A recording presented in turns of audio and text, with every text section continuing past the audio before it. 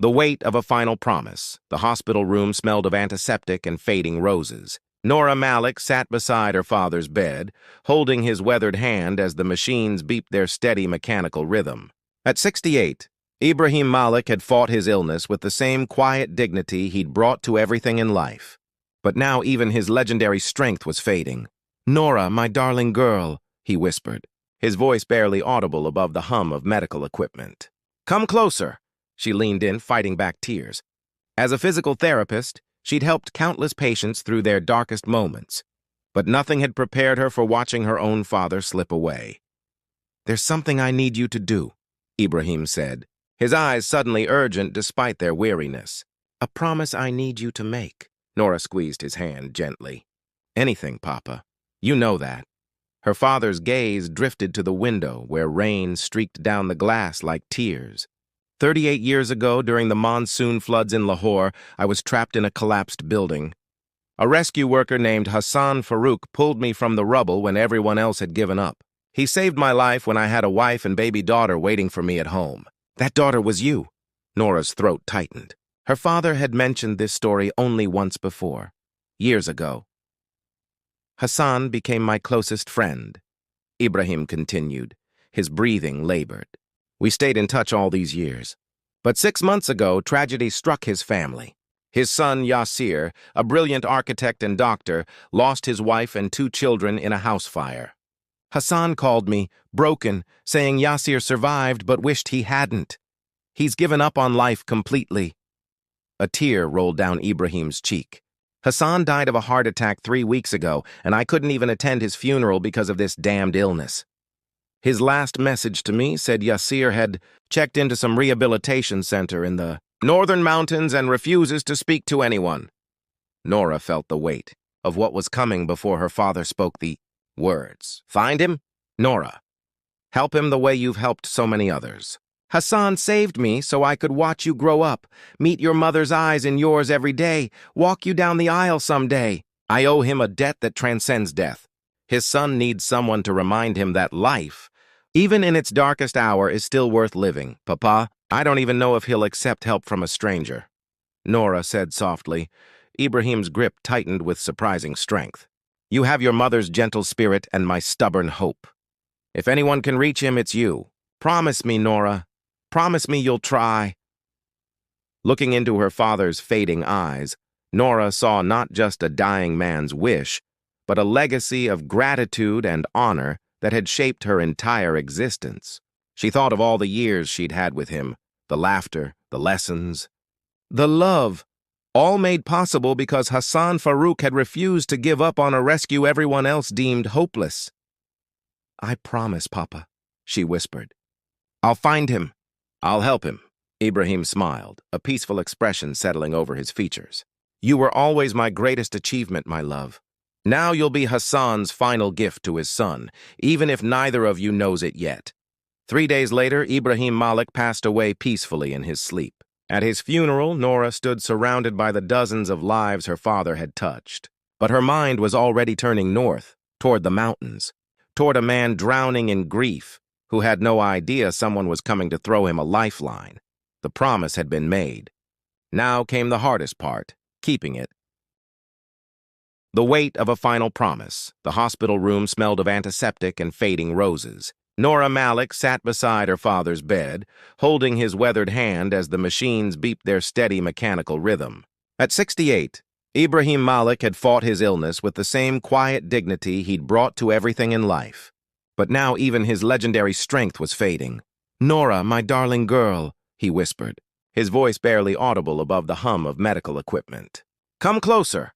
She leaned in, fighting back tears. As a physical therapist, she'd helped countless patients through their darkest moments, but nothing had prepared her for watching her own father slip away. "There's something I need you to do," Ibrahim said, his eyes suddenly urgent despite their weariness. "A promise I need you to make." Nora squeezed his hand gently. "Anything, Papa. You know that." Her father's gaze drifted to the window where rain streaked down the glass like tears. 38 years ago, during the monsoon floods in Lahore, I was trapped in a collapsed building. A rescue worker named Hassan Farouk pulled me from the rubble when everyone else had given up. He saved my life when I had a wife and baby daughter waiting for me at home. That daughter was you. Nora's throat tightened. Her father had mentioned this story only once before, years ago. Hassan became my closest friend, Ibrahim continued. His breathing labored. We stayed in touch all these years. But 6 months ago, tragedy struck his family. His son, Yasir, a brilliant architect and doctor, lost his wife and 2 children in a house fire. Hassan called me, broken, saying Yasir survived but wished he hadn't. He's given up on life completely. A tear rolled down Ibrahim's cheek. Hassan died of a heart attack 3 weeks ago, and I couldn't even attend his funeral because of this damned illness.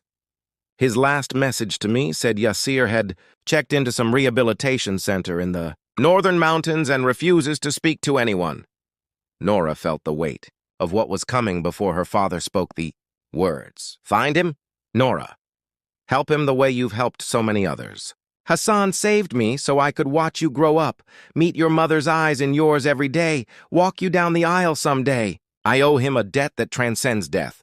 His son needs someone to remind him that life, even in its darkest hour, is still worth living. Papa, I don't even know if he'll accept help from a stranger. Nora said softly. Ibrahim's grip tightened with surprising strength. You have your mother's gentle spirit and my stubborn hope. If anyone can reach him, it's you. Promise me, Nora. Promise me you'll try. Looking into her father's fading eyes, Nora saw not just a dying man's wish, but a legacy of gratitude and honor that had shaped her entire existence. She thought of all the years she'd had with him, the laughter, the lessons, the love, all made possible because Hassan Farouk had refused to give up on a rescue everyone else deemed hopeless. I promise, Papa, she whispered. I'll find him. I'll help him. Ibrahim smiled, a peaceful expression settling over his features. You were always my greatest achievement, my love. Now you'll be Hassan's final gift to his son, even if neither of you knows it yet. 3 days later, Ibrahim Malik passed away peacefully in his sleep. At his funeral, Nora stood surrounded by the dozens of lives her father had touched. But her mind was already turning north, toward the mountains, toward a man drowning in grief, who had no idea someone was coming to throw him a lifeline. The promise had been made. Now came the hardest part, keeping it. The melody that unlocked memory. 3 weeks passed in a slow dance of persistence and resistance. Nora established her routine at Serenity Ridge, morning therapy sessions with her assigned patients, lunch in the staff cafeteria, afternoon rounds, and every evening at 7 o'clock, 30 minutes with her violin in the therapy room. Yasir never attended any official sessions. But every evening, without fail, he appeared in the hallway outside the therapy room. Sometimes he stood. Sometimes he sat on the bench by the window. He never came inside, never spoke, but he listened. Nora never acknowledged his presence directly, understanding instinctively that any attention might spook him away. During the day, she caught glimpses of him around the facility. In the garden, sitting on the same stone bench for hours. In the library, staring at books he never opened. In the cafeteria late at night, drinking chai alone when he thought no one was watching. He was a ghost haunting his own life, present but not participating. Mrs. Qureshi noticed the evening pattern. He's never shown interest in anything before, she told Nora during a staff meeting. Whatever you're doing, keep doing it. Even if he won't engage directly, at least he's engaging with something. Nora's other patients progressed well. There was Rashid, a former teacher recovering from a stroke, who regained enough mobility to walk with a cane. There was Fatima, a young woman rebuilding strength after a car accident, who laughed easily despite her pain. There was old Mr. Hamid, whose hip replacement had him swearing colorfully through every exercise, but who always thanked Nora afterward with genuine warmth. She poured her energy into helping them, but her thoughts never strayed far from the man who watched from the shadows each evening. One afternoon in her 4th week, Nora encountered Yasir in the garden. She'd brought her lunch outside to enjoy the autumn sunshine and found him sitting on his usual bench, staring at the mountains in the distance. "May I sit?" she asked, gesturing to the other end of the bench. He didn't respond, but he didn't leave either. Nora took it as permission. They sat in silence for several minutes. Nora ate her sandwich and drank her juice, not attempting conversation. The quiet between them felt different from his usual hostile silence, less like a wall and more like a shared space where words weren't necessary. "Your violin playing is adequate," Yasir said finally, his voice rusty from disuse. Nora smiled slightly. "That's the nicest insult I've received all week." The corner of his mouth might have twitched. "Might have. My daughter was learning violin before—" He stopped abruptly, his jaw clenching. Nora's heart ached, but she kept her voice steady. "How old was she?" "6. The single word carried the weight of the world. She'd been taking lessons for 8 months. She couldn't play a full song yet, but she was so proud every time she managed a scale without mistakes. It was the most personal thing he'd shared since she'd arrived. Nora treaded carefully, knowing this moment was fragile as spun glass. "She sounds like she was determined. That's a good quality. She was like her mother that way." Yasir's voice cracked slightly. "Stubborn, brilliant, full of this light that made everything around her brighter." He paused. "And my son, Daniel, was only 3, but he already showed signs of being a little scientist. Always asking why, driving his mother crazy with questions." Tears blurred Nora's vision, but she blinked them away. "What were their names?" "Zainab and Daniel." He said the names like a prayer, like a wound that would never heal.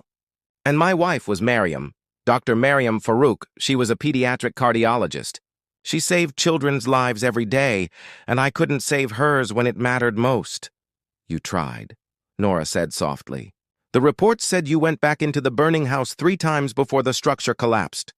Yasir's head snapped toward her, his eyes sharp with suspicion for the first time. "How do you know that?" "Who told you about the fire?" Nora's heart raced. She'd made a mistake, revealed too much knowledge for a stranger to possess. She needed to recover quickly. "Mrs. Qureshi mentioned it when she briefed me about patience," Nora said, which was partially true. "I'm sorry if I overstepped. I shouldn't have brought it up." The suspicion in Yasir's eyes faded back into dull pain. "It doesn't matter." "Nothing matters." He stood to leave, but Nora spoke quickly. "It matters to them. The love you gave them, the father you were, that matters. It exists somewhere beyond the fire, beyond the loss. Love like that doesn't just disappear." Yasir looked at her for a long moment, his expression unreadable. Then he walked away without another word. That evening, Nora played her violin with particular intensity, choosing pieces that spoke of sorrow but also of hope, the kind of hope that persists even in darkness. Yasir stood in his usual spot in the hallway, but this time Nora caught him wiping his eyes once. The breakthrough came 2 weeks later, on a cold November evening when rain lashed against the windows. Nora had been at Serenity Ridge for 6 weeks, and while Yasir had begun speaking to her occasionally, brief exchanges in the garden or hallway, he still refused formal therapy and remained locked in his grief. That night, Nora chose a different piece for her evening music session. It was the lullaby her father used to play on his old harmonium, a haunting melody from his childhood village near the Chenab River. She'd transcribed it for violin years ago, and playing it now, after his death, felt like keeping a piece of him alive. The notes floated through the therapy room, melancholy but beautiful. Speaking of simpler times and profound connections, Nora closed her eyes as she played, remembering her father's weathered hands on the harmonium keys, his voice humming along in his imperfect but heartfelt way. When she finished and opened her eyes, Yasir was standing in the doorway. Not in the hallway, not hiding in shadows, but right there in the doorway, tears streaming down his face, his whole body trembling. "Where did you learn that song?" His voice was barely above a whisper, choked with emotion. Nora's breath caught. "My father taught me." "It's from his village. Why?" Yasir stepped fully into the room, his legs seeming barely able to support him. "My father used to sing that song. He learned it as a child in his village near the Chenab. He sang it to me when I was young, and I sang it to my children." His voice broke completely. "I sang it to Zainab and Daniel the night before the fire. It was the last song they ever heard from me." The room seemed to hold its breath. The other residents had gone quiet, sensing something profound happening. "He used to tell me it was a song about rivers and time," Yasir continued, speaking faster now as if a dam had burst. "About how water keeps flowing even when everything else stops. About how life persists even through the hardest seasons. I haven't been able to remember the melody since they died, but hearing you play it just now, it all came flooding back." He sank into the nearest chair, his face in his hands, sobbing with a rawness that came from 6 months of suppressed anguish finally breaking free. Nora set down her violin and moved to kneel beside him, not touching, just present. "I can't do this anymore," Yasir gasped between sobs. "I can't keep pretending I'm strong enough to carry this. I can't keep waking up every morning wishing I hadn't. I can't keep seeing their faces every time I close my eyes and knowing I failed them." "You didn't fail them," Nora said firmly. "You loved them with everything you had. Sometimes love isn't enough to stop tragedy, but that doesn't make the love any less real or any less powerful." Yasir looked up at her, his face ravaged by grief, but his eyes, for the first time since she'd met him, truly present, truly alive with feeling, even if that feeling was pain. "Who are you?" he asked. "Why do you care so much about a broken stranger who's given you nothing but resistance?" Nora met his gaze steadily.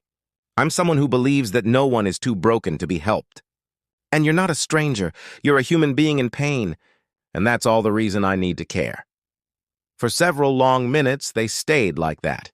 Yasir in his chair, Nora kneeling beside him, the rain drumming against the windows, and something fundamental shifting in the space between them. The wall that had separated him from the world had finally cracked, and through that crack the possibility of healing could begin to seep in. "Would you play it again?"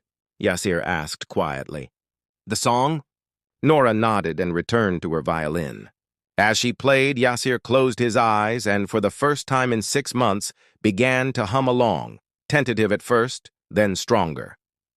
The melody filled the therapy room, a bridge between past and present, between loss and the faint, terrifying possibility of a future. When the song ended, Yasir opened his eyes and gave Nora the smallest, saddest smile she'd ever seen. "Thank you," he said simply. It was a beginning. Finally, it was a beginning. That night, as Nora drove home through the rain-soaked mountains, she felt her father's presence so strongly it was as if he sat in the passenger seat beside her. "We're getting there, Papa," she whispered. "He's starting to come back, just like you knew he could." The promise was no longer just a burden. It was becoming a bridge, one that might lead both of them toward healing they desperately needed. When the walls came down, winter settled over the Margalla hills with gentle persistence, painting the pine trees with frost and turning morning mist into crystallized breath. 3 months had passed since the evening Yasir had broken down in the therapy room, and the transformation, while slow and often painful, was undeniable. He'd agreed to formal physical therapy sessions with Nora twice a week. The burn scars on his arm and shoulder had left some stiffness, and months of inactivity had weakened his muscles.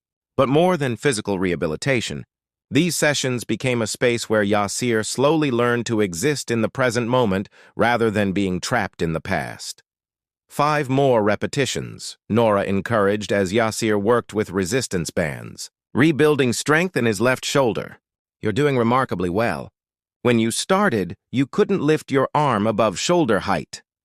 When I started, I couldn't see the point of lifting my arm at all," Yasir replied. His tone was dry but held a hint of self-awareness that would have been impossible 3 months earlier. They'd developed an easy rhythm.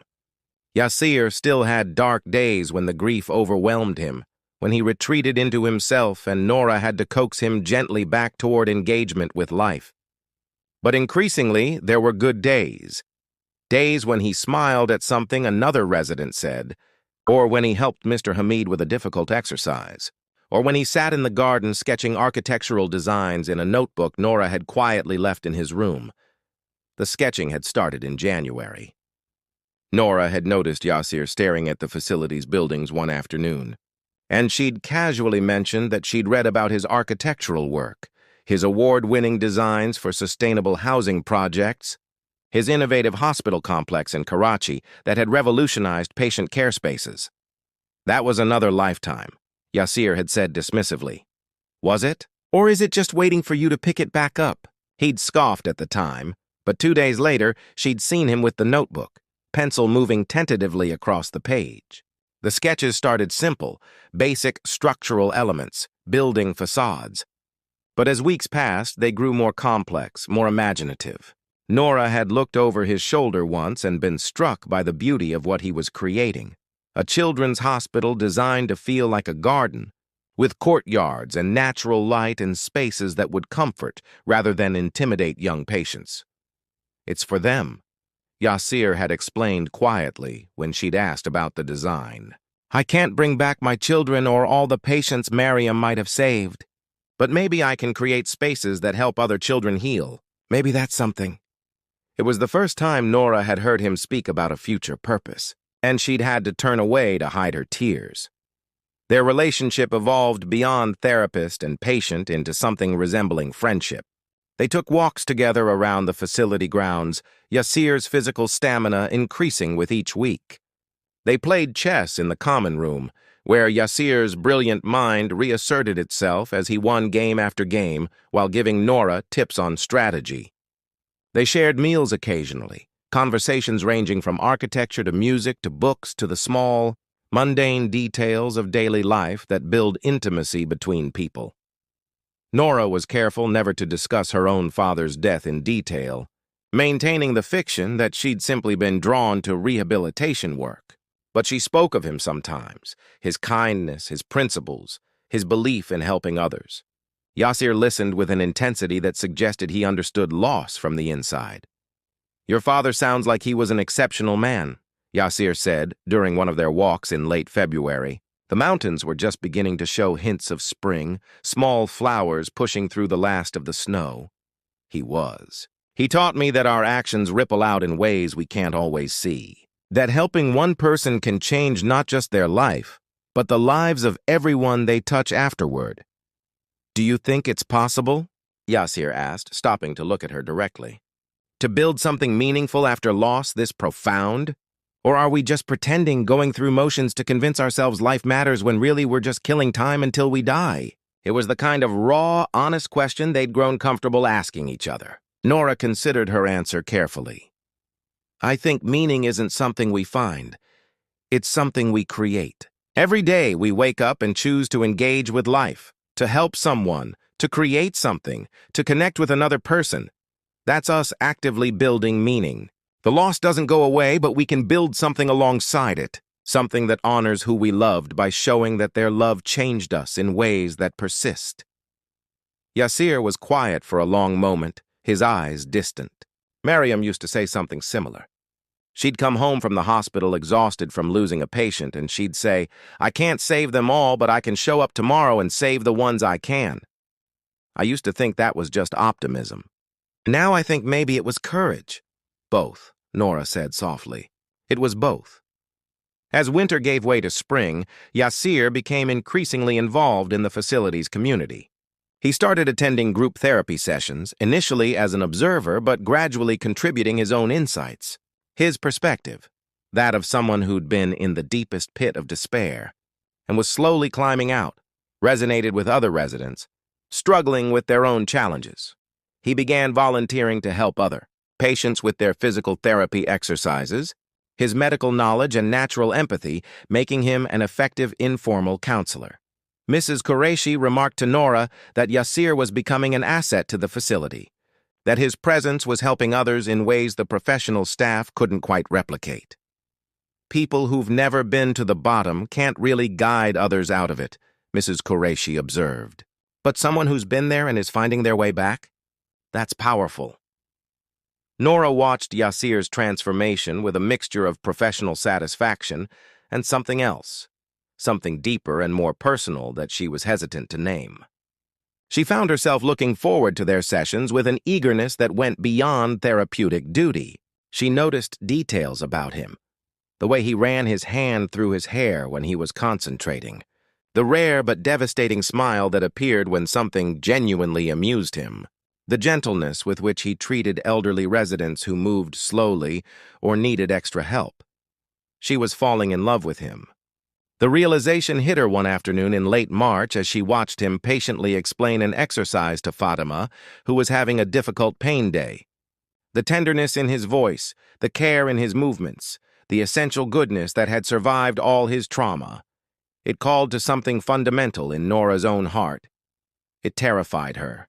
She'd come here to fulfill her father's dying wish, to help Yasir heal as repayment for the debt her family owed his. She hadn't come here to fall in love. And yet somehow, in the daily work of helping him rebuild his life, she'd built something in her own heart that couldn't be deconstructed. Yasir seemed to be wrestling with his own feelings.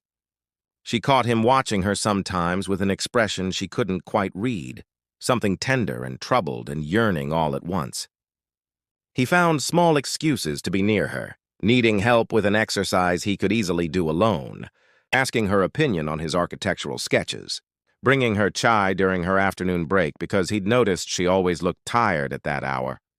One warm April afternoon, they sat in the garden where they'd had their first real conversation months earlier. The spring flowers were in full bloom, and the air smelled of jasmine and possibility. "I've been thinking about leaving," Yasir said abruptly. Nora's heart lurched. "Leaving? Not giving up," he clarified quickly, reading the alarm in her voice. "Leaving the facility. Mrs. Qureshi says I've made enough progress that I could transition to outpatient care. I've been here almost a year and a half. Maybe it's time to try living in the world again." "Where would you go?" Nora asked, trying to keep her voice neutral even as panic fluttered in her chest. "I'm not sure. I sold our house after the fire. I couldn't bear to rebuild on that ground. But I've been offered a position at a firm in Islamabad, designing community health centers. It would be part-time at first, ease me back into work. And I've been thinking about teaching at the university. Maybe mentoring young architects, sharing what I've learned about creating healing spaces." "That sounds wonderful," Nora said, and meant it even as her heart ached at the thought of him leaving. "You've come so far, Yasir. Your father would be so proud. Your family would be so proud." Yasir turned to face her fully. "I couldn't have done any of it without you, Nora. You know that, right?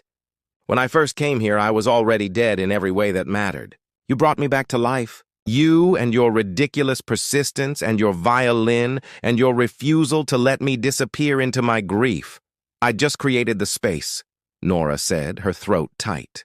"You did the actual work of healing." "No." Yasir's voice was firm. "You did more than create space.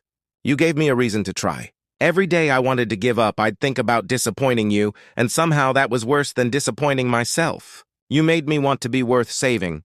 They sat in silence for a moment, the air between them charged with things unsaid. "Come with me," Yasir said suddenly. "To Islamabad. Not as my therapist, as—" He paused, searching for words. "As someone who matters to me more than I know how to express. Someone I don't want to face the future without."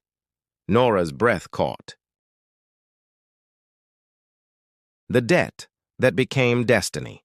The next 2 weeks were the longest of Nora's life. Yasir kept his word, requesting a different therapist and avoiding any space where she might be.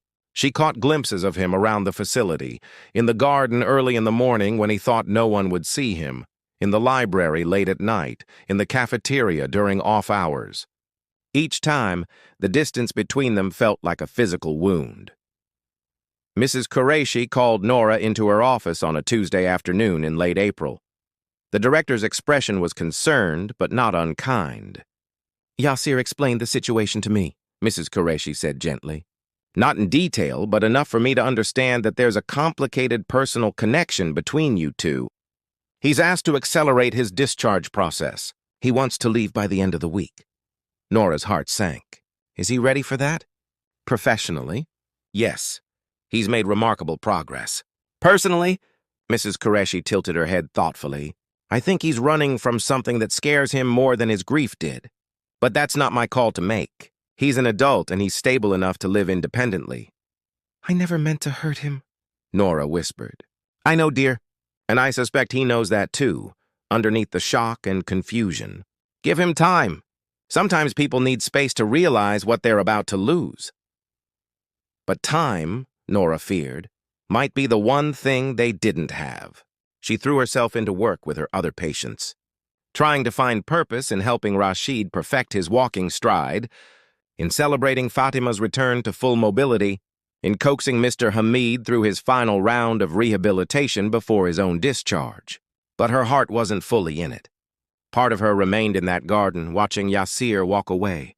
She stopped playing violin in the therapy room. The music felt hollow without him there to listen, and she couldn't bear to play the lullaby that had connected them so profoundly. Instead, she spent her evenings in the staff lounge, writing and rewriting a letter she wasn't sure she'd ever have the courage to give him. On Thursday evening, the day before Yasir's planned discharge, Nora was packing up her office when Mrs. Qureshi knocked on her doorframe.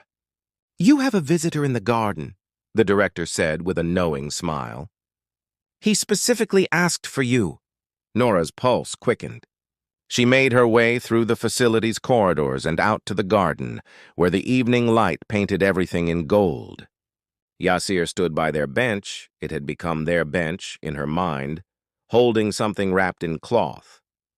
He turned when he heard her approach, and the expression on his "you be continue" face stopped her in her tracks. It wasn't anger or coldness, it was vulnerability mixed with determination. The look of someone who'd made a difficult decision and was seeing it through despite their fear. "Thank you for coming," he said quietly. "I wasn't sure you would." "Of course I came," Nora replied, her voice barely steady. "Yasir, I'm so sorry." He held up a hand gently. "Let me speak first, please. I've been rehearsing this for days, and if I don't say it now, I might lose my courage." Nora nodded, her heart pounding so hard she thought he must be able to hear it. Yasir took a deep breath. "After you told me the truth, I was angry, hurt. I felt betrayed, like everything between us had been built on a lie. I spent 3 days barely sleeping, replaying every conversation we'd had, questioning every moment, trying to figure out what was real and what was obligation." He paused, his eyes fixed on hers with an intensity that made her breath catch. "But then I remembered something my father told me years ago, when I was struggling with a difficult project at work. He said, 'Yasir, it doesn't matter why you start something. What matters is what it becomes as you work on it. The beginning is just a door. What you do once you walk through determines the value of the journey.'" Yasir stepped closer, and Nora could see the emotion shimmering in his eyes.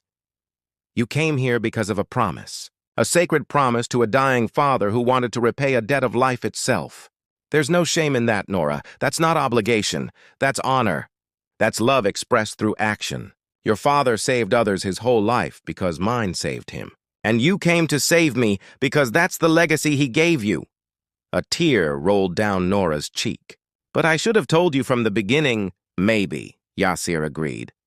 "But I understand why you didn't. If you'd told me on that first day that you were there because your father asked you to help Hassan Farouk's son, I would have shut down completely. I would have seen you as part of a pity project. I wouldn't have let you in." He reached out tentatively and took her hand, his fingers trembling slightly. "But you let our connection develop naturally. You let me see you as just Nora, kind, persistent, gifted Nora who played violin and refused to give up on a difficult patient. And somewhere in those months, the reason you came stopped mattering because what we built together became its own truth." "What are you saying?" Nora whispered, afraid to hope. "I'm saying that yes, you came here because of a promise. But you stayed because of us. You cared for me because of who I am, not just because of who my father was. And I fell in love with you because of who you are, a woman who keeps impossible promises, who sees broken people and chooses to believe they can heal, who plays music like she's having a conversation with something sacred." He set down the cloth-wrapped object and took both her hands in his. "I fell in love with you, Nora Malik. Not because you were convenient or because I was vulnerable, though I was both of those things, but because you're extraordinary, because you walked into my darkness and became the light that guided me out, because you believed in me when I'd stopped believing in myself." Nora was crying openly now, tears of relief and joy and overwhelming emotion streaming down her face. "I love you too. I've loved you for months, but I was so afraid that when you learned the truth, you'd see it as manipulation or pity. It was never pity, Yasir interrupted gently. It was compassion. There's a difference. Pity looks down on suffering. Compassion sits beside it and says, I see you. I'm here. You're not alone.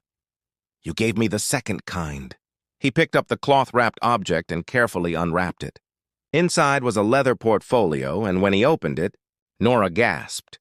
The pages were filled with architectural drawings, dozens of them, all variations on the children's hospital design she'd seen him sketching months ago. But these weren't rough sketches anymore.